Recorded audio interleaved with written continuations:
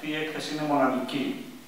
Δεν μοιάζει με όλες τις άλλες εκθέσεις που έχουμε κάνει, είτε σαν φωτογραφική ομάδα, είτε τα 5 τελευταία χρόνια σαν φωτογραφικό φεστιβάλ.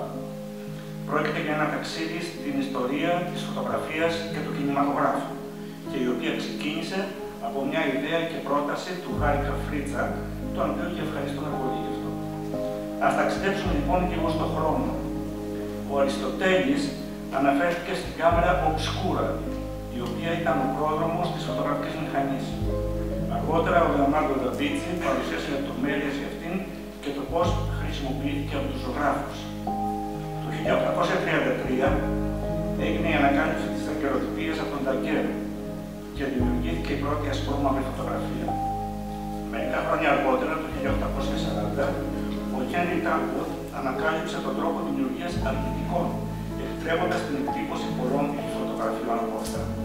Από τότε, η τεχνολογία της φωτογραφίας έχει προχωρήσει πάρα πολύ. Σήμερα με τα κινητά μας τηλέφωνα μπορούμε να χρηματοδοτήσουμε όλες τις στιγμές μας, αλλά η μαγεία της εποχής του φιλμ έχει ξεπεριάσει.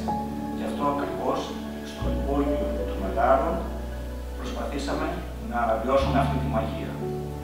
Στην έκταση θα δείτε φωτογραφικές μηχανές, όπως είπε και ο Ανδρέας, από το 1920 έως το 1990, κινηματογραφικές μηχανές λήψης και προβολής στα